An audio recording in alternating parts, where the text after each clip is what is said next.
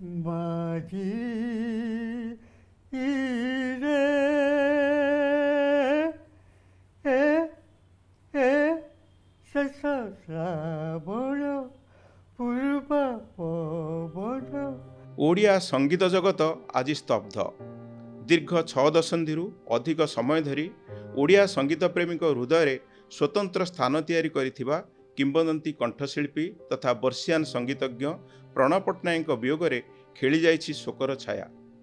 ओडिया संगीत जगत में घटी गोटे जुगर अवसान। 1958 मसीह माँ चलचित्रु आरंभ होइथिला प्रणव पट्टनायक संगीत यात्रा। परे श्रीलोकनाथ, सूर्यमुखी, सिंदूर बिंदु, शेष श्रावण, चिन्हा अछिना और बतीगर भली अनेक चलचित्र रे तांको कंठ श्रोतांकु करिथिला मंत्रमुग्ध। आधुनिक गीत, भजन, ओडिसी, लोकगीत और गजल आदि विभिन्न धारारे थिला तांकर दखल। प्रणवଙ୍କ मधुर और आवेगभरा कंठरे थिला भाव, भाषा और ध्वनिर अनन्य समन्वय। तांको स्वर शुणी आत्मविभोर हुअंती श्रोता। सेथिपाई तांको गीत सबु आज भी अपासरा। तांको कंठरे जीवंत होइथिबा गीत गुड़िक केवल से समयर लोकप्रिय संगीत नुहे बरं ओडिया संगीतर अमूल्य संपद। माझीरे, मु केउ सहरर, तुम गाँ महुमाछी और फूल रसियारे भली गीत तांको सुरर अमर स्मृति।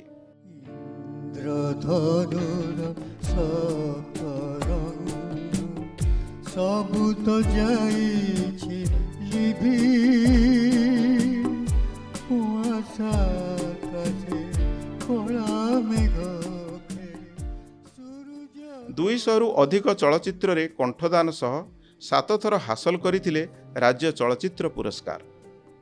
संगीत जगत रे तांकर अवदान पाई जयदेव पुरस्कार, गंगाधर रथ स्मारकी सम्मान, प्रफुल्लकर सम्मान, सिकंदर आलम सम्मान, ओडिशा संगीत नाटक एकाडेमी अवार्ड, राज्य चलचित्र पुरस्कार सहित अगणित चलचित्र जगतर सम्मान रे से सम्मानित होइछंती। आज नीरवी जाइछि सेही स्वर। मात्र से गाइथिबा अपासरा गीत और संगीत प्रति तांको समर्पण भाव चिरदिन ओडिया संगीत प्रेमी मनरे सेहीपरि गुंजरित हेउथिबो। नकर भावना